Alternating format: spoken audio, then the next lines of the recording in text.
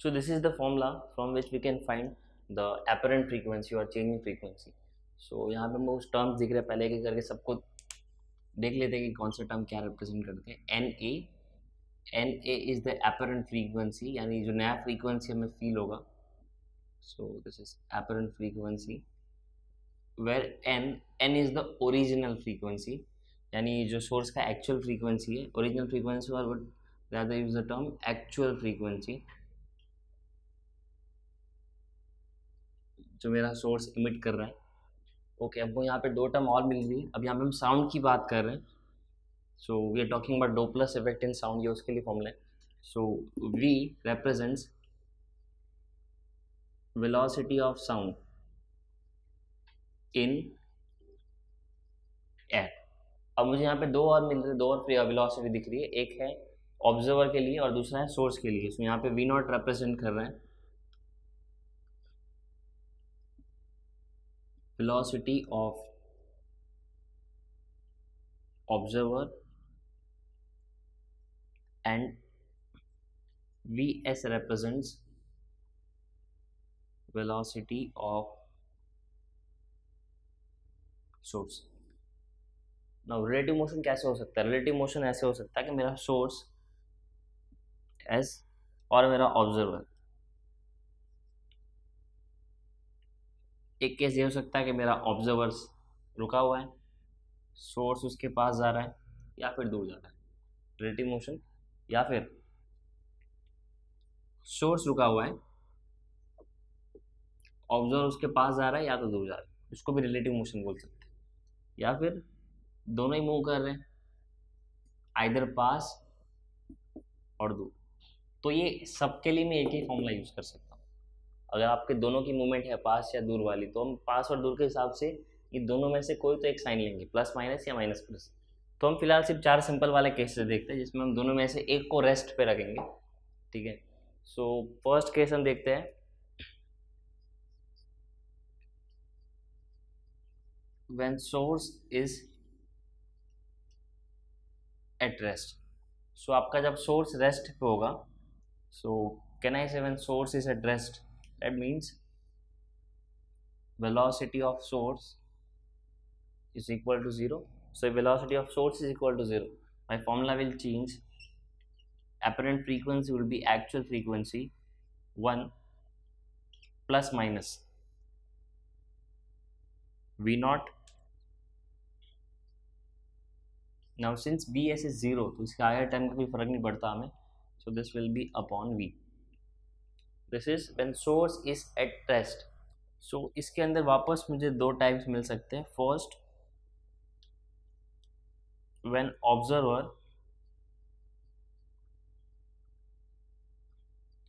is moving towards the source. So when observer is moving towards the source, for this case formula would be apparent frequency is equal to actual frequency into V. अब हम ऊपर वाला sign लेंगे पहले, V plus V not, that is velocity of observer upon V. अब नीचे वाला Vs लेने की ज़रूरत नहीं है हमको, क्योंकि सोर्स का वेलोसिटी हमने 0 कंसिडर किया है. तो ये पहला केस. दूसरे केस में हम क्या करेंगे, अभी भी ऑब्जर्वर ही मूव कर रहा है, सोर्स तो अभी भी हमारा स्टेशनरी है या रेस्ट पे है. बट इस केस में हम लेंगे observer is moving away from source. For this case the formula would be apparent frequency is equal to actual frequency into V, second sign, that is V minus V naught upon V. So ये मेरे दो formula हो गए एक case के लिए, that is when source it is at rest. So let's say source at rest for both the cases. So दोनों formula हमने किस केस के लिए, पहला जब आपका observer is moving towards the source, that means observer यहाँ पे इसके पास आएगा. और दूसरे केस के लिए ऑब्जर्वर इज मूविंग अवे, सो इस केस में ऑब्जर्वर अवे जा रहा है. सो ऐसे केसेस के लिए मैं ये दोनों फॉर्मूला यूज़ कर सकता हूँ. सो फर्स्ट हमने क्या देखा, जब सोर्स रेस्ट पे होगा. सिमिलरली हम देख सकते हैं एक और केस, जब मेरा सोर्स रेस्ट पे नहीं होगा, मेरा ऑब्जर्वर रेस्ट पे होगा.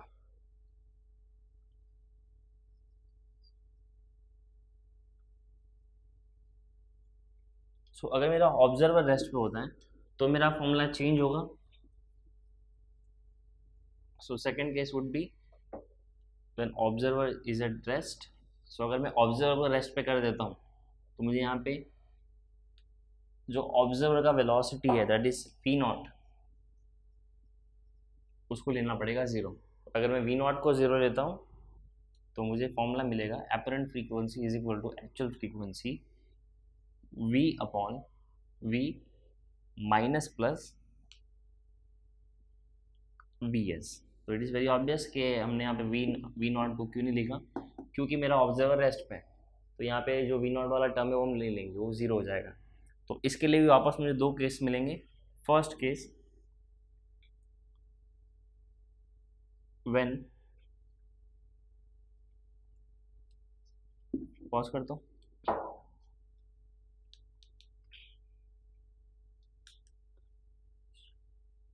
सो इसके बहुत सारे एप्लीकेशन हैं. हमने साउंड के लिए देखा, लाइट के लिए भी एक अलग फॉर्मूला होगा इस थोड़ा, वो भी आगे हम देखेंगे कि डोपलर इफेक्ट इन लाइट के लिए क्या फॉर्मूला होगा.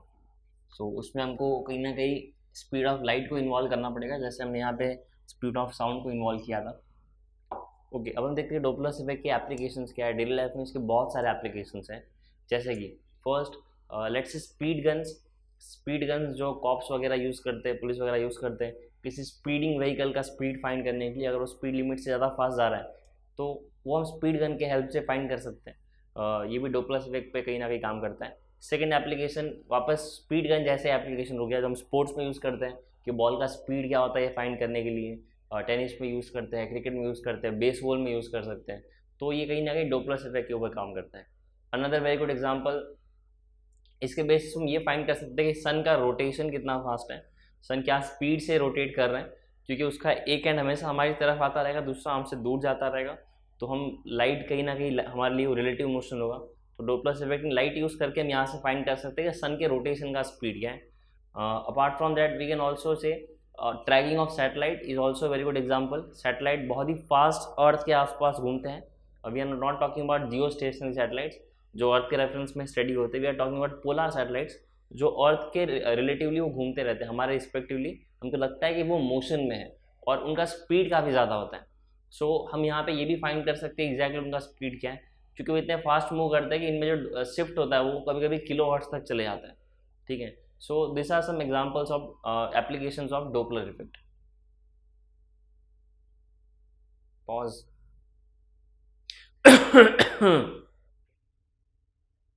सो we already know what are beats. अब हमने एक चीज़ देखी थी कि अगर दो अलग अलग फ्रीक्वेंसी के वेव्स एक साथ आते हैं and they superimpose, the resultant what we will get is a beat, something like. सो यहाँ पर हम एक फॉर्मूला अप्लाई करेंगे जो हमने ट्रिग्नोमेट्री में पढ़ा हुआ है, that is sine C plus sine D. So इसको हम इस फॉर्म में लिख सकते हैं, this is twice sine C plus D by two cos C minus D by two. So what we need to do is इस formula को मुझे यहाँ पर अप्लाई करना है. अगर मैं यहाँ पे देखूँ तो मेरे साइन सी ये वाला टर्म होगा, साइन डी ये वाला टर्म होगा, this is C and this is D. So अगर इन दोनों को मैं अप्लाई करूँ और इस फॉर्मूला के फॉर्म में लिखूँ तो मुझे मेरा रिजल्टेंट कुछ ऐसा मिलना चाहिए. This will be y is equal to, a common ले लेते हैं सिंस दोनों में a है. So this will be twice, पहले का 2 मैंने लगा दिया, sine C, this term is C. So I can write this as 2 pi n1t upon 2 plus 2 pi n2t multiply by cos c, that is 2 pi n1t minus 2 pi n2t upon 2.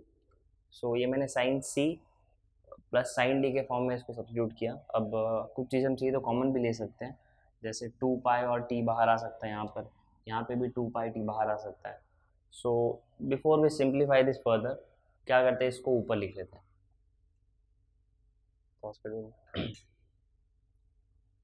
Frame नहीं अंदर चुना जी।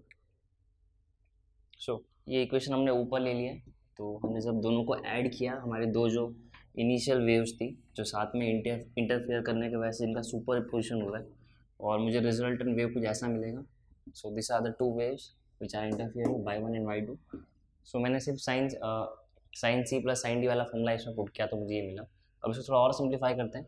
सो this will give me y is equal to a sine, अब a भी पूरा हम common लिया होगा, so need to put another bracket over here. Okay, so a twice sine. Now over here we can take 2 pi t common and also over here 2 pi t common. So after we take 2 pi t common, अंदर मेरे पास बचेगा n1 plus n2 upon 2 into cos, वापस 2 pi T common ले लिया मैंने, तो अंदर मेरे पास बचेगा n1 माइनस n2 अपॉन 2। तो ये दोनों का रिजल्टेंट है। दोनों वेव जब एक साथ सुपरपोज करेंगे तो रिजल्टेंट वेव मेरा कुछ ऐसा दिखना चाहिए। अब यहाँ पे एक छोटा सा एडजस्टमेंट कर रहा हूँ मैं, इसी को अलग फॉर्म में लिख रहा हूँ। सिर्फ मैं इसको ऐसा लिख सकता हूँ 2a, ये पूरा मल्टीप्लाई में है तो 2a दोनों को साथ में लिख दिया मैंने, 2a cos 2 pi t n1 minus n2 by 2। सो ये वाले टर्म को मैंने पहले लिखा। अब इसके बाद हम लिखेंगे sine 2 pi t n1 plus n2 by 2। So मैंने कुछ नहीं किया, इसको थोड़ा सा एडजस्ट किया है सिर्फ। ये पूरे टर्म को हमने यहाँ पे ले लिया टू इसके साथ में। तो भी हमको यहाँ पे दो सब्स्टिट्यूशन करने हैं। First we will substitute n1 plus n2 by 2 is equal to n। This is my first substitution, यानी ये पूरे टर्म को हम सब्स्टिट्यूट करेंगे n and this complete term. अगर आप इसको जनरल इक्वेशन से कंपेयर करें, हमारा जनरल इक्वेशन क्या होता है, y is equal to a sine omega T. अब इसको 2 पाई nt के फॉर्म में भी लिख सकते हैं। This is my phase, this is my amplitude and this is my sine function. ये y रिप्रेजेंट कर रहा है यहाँ पे डिस्प्लेसमेंट। ओके, सो अगर हम इन दोनों को कंपेयर करें, कैन आई से साइन 2 पाई टी, या इस पूरा हमने n सब्स्टिट्यूट किया, ये पूरा रिप्रेजेंट कर रहा है मेरा फेज। तो ये साइन के पहले का जो पूरा टर्म है ये कहीं ना कहीं मेरे एम्पलीट्यूड को रिप्रेजेंट कर रहे हैं। सो यहाँ पे मैं इसको सब्स्टिट्यूट कर रहा हूँ बाय r। यहाँ पर r क्या होगा, r is my resultant amplitude. So इन दोनों का जो भी रिस्पेक्टिव एम्पलीट्यूड होगा, इस केस में दोनों का एम्पलीट्यूड सेम है, a और a। सो रिजल्टेंट एम्पलीट्यूड को हम r से रिप्रेजेंट करेंगे और ये पूरा टर्म हो गया मेरा r। सो इन दोनों को सब्स्टिट्यूट कर लेने के बाद मुझे मिलेगा y is equal to, this will be r sin 2 pi nt, right. So मुझे एक छोटा सा इक्वेशन मिला यहाँ पे। ये जो इक्वेशन है, ये इक्वेशन रिप्रेजेंट करता है कि जब मेरे दो वेव्स एक साथ सुपरपोज होंगे, ऐसे वेव्स जिनकी फ्रीक्वेंसी अलग अलग है, सो इनका जो रिजल्टेंट होगा, जो मुझे बीट्स के फॉर्म में मिलेगा,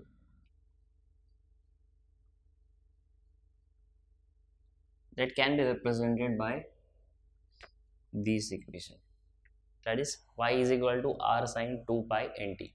अब हमको फाइंड करना था कि ये बीट्स की फ्रीक्वेंसी क्या होगी, राइट। अभी हमने सिर्फ फाइंड किया है कि ये बीट की जनरल इक्वेशन क्या है।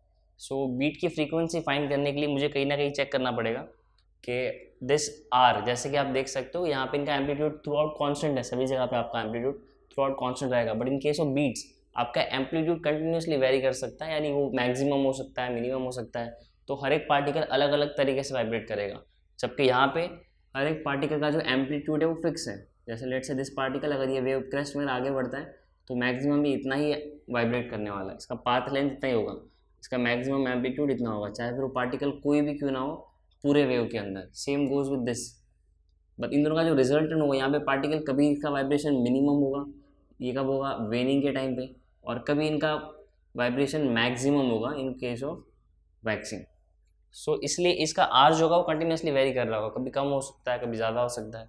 तो दोनों ही केस के लिए हम फिगर आउट करेंगे आर का वैल्यू क्या होना चाहिए, और उसके बेसिस पे हम फाइंड करेंगे कि बीट का फ्रीक्वेंसी एग्जैक्टली क्या होना चाहिए।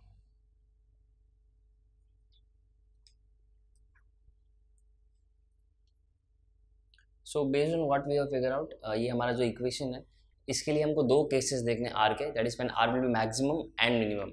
सो बिफोर वी स्टार्ट हम पहले देख लेते हैं हमने आर को क्या सब्स्टिट्यूट किया था। आर किसको रिप्रेजेंट कर रहे हैं, are is 2a cos 2 pi n1 minus n2 by 2 into t. So this is my complete value of r.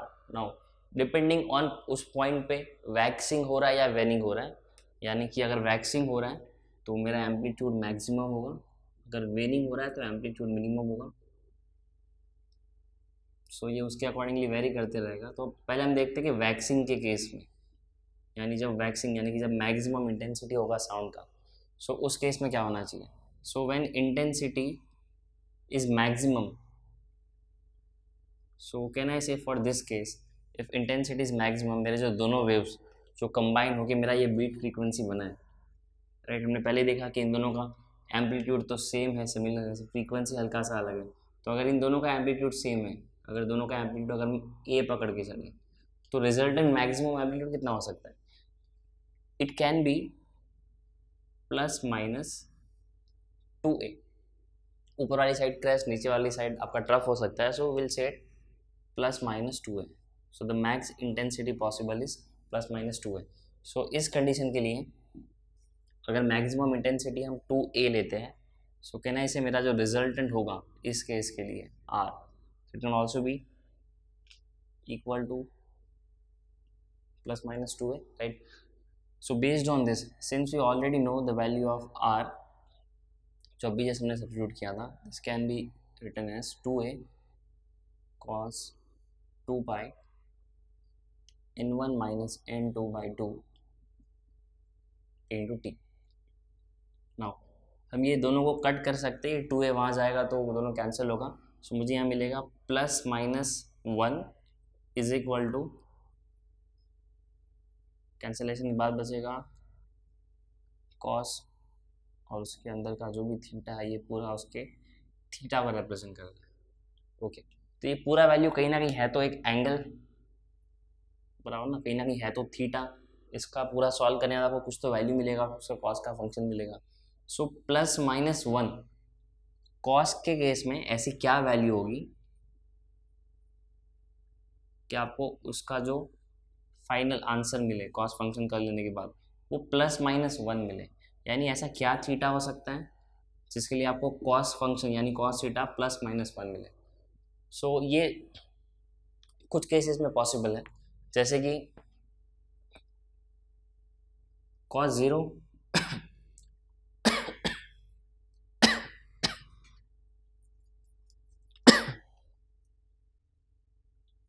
तो टी का वैल्यू इसमें से कुछ भी हो सकता है। हमने पहले देखा कि पी मेरा 0 1 2 3 4 कुछ भी हो सकता है।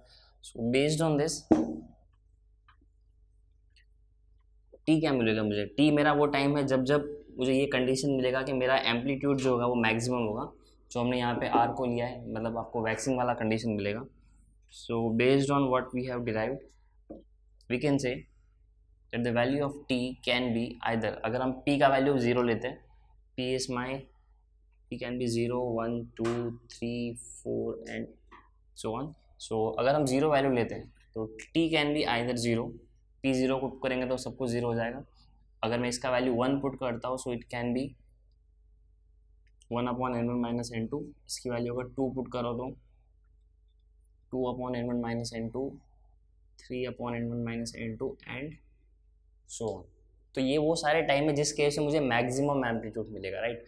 But if you need to figure out what is the time period और what is the time taken for a maximum amplitude and the successive और नेक्स्ट मैक्सिमम एम्पलीट्यूड, यानी इन दोनों के बीच में जो back to back maximum amplitude होते हैं, यानी मैं टाइम पीरियड बोल सकता हूँ, लेट्स से वैक्सिंग, वेनिंग, वैक्सिंग, तो एक साइकिल कंप्लीट हुआ, तो इसके लिए टाइम कितना लगेगा, तो ये फिगर आउट करने के लिए मुझे इन दोनों के बीच का डिफरेंस निकालना पड़ेगा।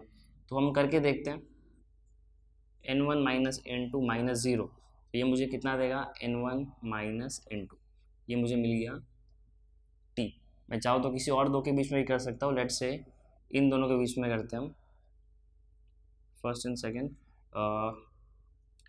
2n1 minus n2 minus 1/n1 minus n2, since दोनों के डिनोमिनेटर सेम, मैं डायरेक्टली माइनस कर सकता हूँ, वापस माइनस करने का मुझे सेम वैल्यू मिलेगा 1/n1 माइनस n2। आप किसी भी नंबर के साथ करके देखो, आपको वैल्यू हमेशा सेम मिलेगा टाइम पीरियड का। जैसे इन दोनों को भी लेके देखते हैं हम, 3/n1 minus n2 minus 2/n1 minus n2, इन दोनों को साथ में हम ऐसा लिख सकते हैं, this is 3 minus 2n1 minus n2।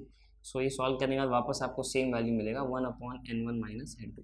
So from all this we can conclude that the time period for this is 1/n1 minus n2, right? So if my time period is 1/n1 minus n2, the time taken for the next successive waxing would be 1/n1 minus n2. Now we also know one more thing, that frequency is inversely proportional to time period, right? If we have time period, we can also find frequency for my beats, जो हमको required था, इसके लिए हम ये कर रहे थे। So the frequency for the beats will be 1/time period, so इसको मुझे उल्टा करना पड़ेगा, that is n1 minus n2/1, इसको मैंने उल्टा कर दिया। अब नीचे 1 है, लिखो नहीं लिखो फर्क नहीं पड़ता। So this is frequency for my beats, ये मैंने निकाला मैक्सिमम के लिए, अब हम चाहिए तो यहाँ पे मिनिमम के लिए भी निकाल सकते हैं, तो उसके लिए मुझे थोड़े से चेंजेस करने पड़ेंगे, but this is what we required. मेरे बीट का फ्रीक्वेंसी इतना होगा। अब हम ये सेम पूरा मिनिमम जब होगा उसके लिए करके देखते हैं, यानी कि हमने जो आर का वैल्यू लिया, जो रिजल्टेंट आर था, उसका वैल्यू हमने लिया था 2a, राइट, जब हमारा कंस्ट्रक्टिव इंटरफेरेंस हो रहा था, जिसके वजह से बीट में मुझे जो वैक्सिंग वाला पार्ट मिल रहा था। अब हम क्या करेंगे, वेनिंग वाला पार्ट लेंगे, यानी ये वाला पार्ट जहाँ पे आपका रिजल्टेंट इंटेंसिटी मिनिमम है। सो वैक्सिंग हो गया, अब हम वेनिंग वाला पार्ट लेते हैं, ओके। बट सेम फॉर्मूला, सब कुछ सेम रहेगा, डिफरेंस इतना रहेगा कि मिनिमम कितना हो सकता है आर का वैल्यू, मिनिमम हो सकता है 0, से इन दोनों का एम्पलीट्यूड सेम है इन दोनों का, तो डिस्ट्रक्टिव इंटरफेरेंस होने पर दोनों एक दूसरे को कैंसिल कर देंगे। अब आर का वैल्यू यहाँ पुट करते हैं, are is 2a cos 2 pi n1 minus n2/2 into t। if this is 0, the value of this is 0, अगर मैं ये 2a को वो साइड ले जाऊँ तो 2a इसके नीचे जाके डिवाइड होगा, वो भी 0 हो जाएगा, right. So what I have is cos 2 pi n1 minus n2/2 into t is equal to 0। now what does this mean? this mean that this whole term, ये पूरा जो वैल्यू है, ये कहीं ना कहीं है तो मेरा एक थीटा ही, एक एंगल ही, ये कॉस फंक्शन उसके साथ लगा होगा। अगर कॉस फंक्शन यानी कॉस थीटा का वैल्यू 0 मिलेगा, तो इसका मतलब ये उसी केसेस में पॉसिबल है जिसके लिए मुझे cos theta is equal to 0 मिले। तो कुछ गिने चुने केसेस हैं जो हम थीटा का वैल्यू पुट करेंगे तो मुझे उसको 0 मिलेगा, जैसे हमने पहले के लिए लिया था 0 लिया था, 180 लिया था, राइट। तो यहाँ पे हम थीटा की वैल्यू ऐसे सिलेक्ट करेंगे जिसके लिए मुझे वैल्यू 0 मिले, जैसे कि आपका π/2 90 हो गया, उसके बाद 3π/2, 5π/2, ये सब के लिए आपको वैल्यू कितना मिलेगा, 0 मिलेगा। सो इसका मतलब ये हुआ कि ये जो मेरा पूरा टर्म है 2 pi n1 minus n2/2 into T is equal to, इसका वैल्यू हो सकता है π/2, 3π/2, 5π/2 एंड सो। तो जैसे हमने पिछले वाले के लिए एक जनरल फॉर्म बनाया था, पी के टर्म में उसको पुट किया था, हम यहाँ पर भी सेम कर सकते हैं।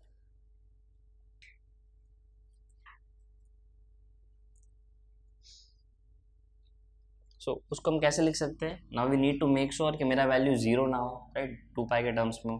सो इस केस में मैं उसको लिखूँगा 2p + 1 into pi by two. So ये पूरे को मैं इस टर्म में ले सकता हूँ, 2b+1 into pi by two is equal to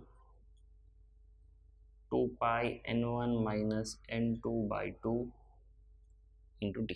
अब आप पी का वैल्यू कुछ भी पुट कर लो इसमें से, आप चाहो तो पी का वैल्यू क्या ले सकते हैं, पी का वैल्यू कुछ भी ले सकते हैं, P can B from 0 1 2 3 4 and so on. तो पी का वैल्यू अगर आप 0 पुट करते हो तो ये पूरा टर्म 0 का, फिर भी मेरे पास यहाँ 1 बचेगा। So that in that case the value will be pi by to. अगर आप 1 वैल्यू पुट करते हो तो यहाँ पे होगा 2 2 इंटू 1 2 + 1 3, तो आपको 3 पाई बाई टू मिलेगा, 5 pi by two and so on. So ये ऐसे चलते रहेगा। सो मेरा जनरल फॉर्म हो गया ये वाला, तो इसको ऊपर लिख देते हैं।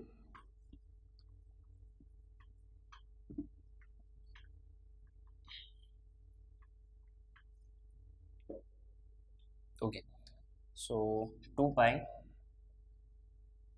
n1 - n2/2 into T is equal to 2p+1 into pi by two. अब वापस मैं ये दोनों 2 को कैंसिल कर सकता हूँ यहाँ पे, ये पाई और ये पाई भी कैंसिल कर दूंगा, तो एक स्टेप हमारा कम हो गया यहाँ पे, 2 स्टेप हमने एक साथ कर लिए। So this gives me n1 - n2 into T is equal to 2p+1/2। So पिछली बार के जैसे अगर हम करें तो मुझे यहाँ पे t कितना मिलेगा, t विल बी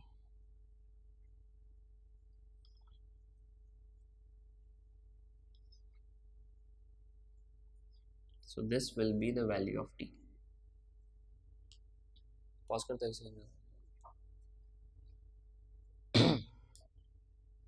सो इसमें हम p की ये सारी वैल्यू सब्स्टिट्यूट कर सकते हैं। तो ये p की सारी वैल्यू सब्स्टिट्यूट करने के बाद मुझे t अलग अलग फॉर्म में मिलेगा, यानी वो सारे टाइम मिलेंगे मुझे जहाँ पे आपका वेनिंग हो रहा होगा या फिर जो आपका मिनिमम रिजल्टेंट हो रहा होगा 0, वो मुझे मिलेगा। सो t की वैल्यू हम क्या ले सकते हैं, वो डिपेंड करता है p की वैल्यू हमने क्या सिलेक्ट की है। सो p can be from 0 1 2 3 4 and so on, कोई भी वैल्यू आप यहाँ पे ले सकते हो। तो हम 0 से स्टार्ट करते हैं। अगर आप p का वैल्यू 0 पुट करते हो तो आपको यहाँ पे टाइम पीरियड मिलेगा 1/2 n1 - n2, that is half 1/n1 - n2। अगर आप इसका वैल्यू 1 पुट करते हो तो दिस विल बी 2 इंटू 1 2 2 + 1 3, सो ये आपको मिलेगा 3/2 n1 - n2। नेक्स्ट आपको मिलेगा सिमिलरली 5/2 n1 - n2, आगे मिलेगा 7/2 n1 - n2 and so on. ये ऐसे चलते रहेगा। आप जितनी वैल्यूज p की पुट करोगे, जितनी p की वैल्यू अवेलेबल है उतनी t की सारी वैल्यूज अवेलेबल है। तो हमने जैसे लास्ट टाइम फिगर आउट किया था कि 2 सक्सेसिव वैक्सिंग के बीच में मेरा एक साइकिल कंप्लीट होगा, वैक्सिंग वेनिंग वैक्सिंग। सिमिलरली यहाँ पे हम 2 सक्सेसिव वेनिंग जहाँ पर होगा उन दोनों के बीच में जो टाइम लगेगा वही मेरा टाइम पीरियड होगा। तो ये फाइंड करने के लिए हम क्या कर सकते हैं, ये फाइंड करने के लिए हम किसी भी 2 सक्सेसिव जो वैल्यू मुझे मिल रहा है टाइम का, उन दोनों के बीच का डिफरेंस निकाल सकते हैं। तो इससे मुझे डायरेक्टली टाइम पीरियड मिल जाएगा।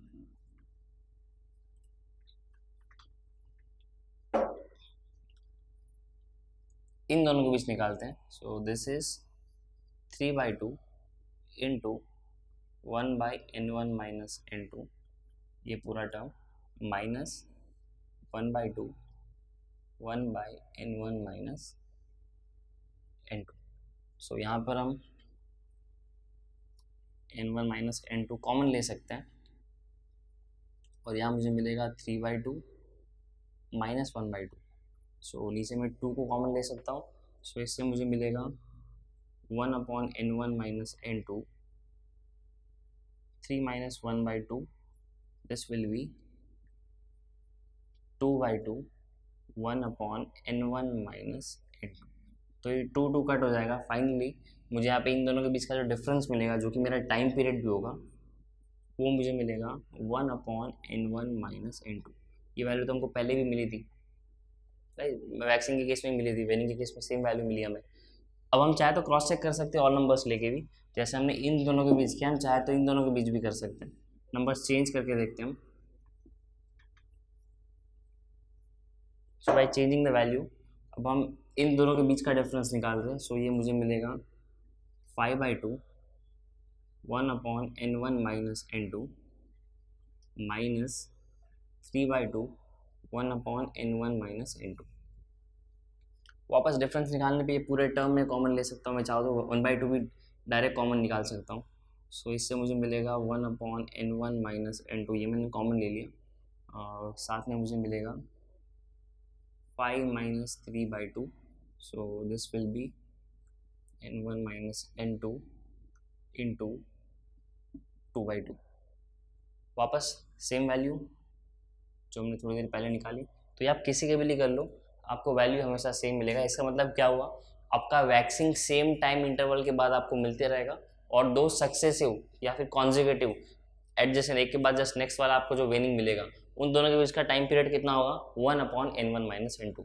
सो if the time period is 1/n1 - n2, we can say frequency would be n1 - n2, just because frequency and time period are inversely proportional। Okay, so यहाँ से हमने फाइंड किया फ्रीक्वेंसी कि मेरे beat क्या speed से आगे बढ़ रहा है, और उसके स्पीड के बेसिस पे एक पर्टिकुलर पॉइंट से कितने वैक्सिंग और वेनिंग 1 सेकेंड के अंदर पास होंगे।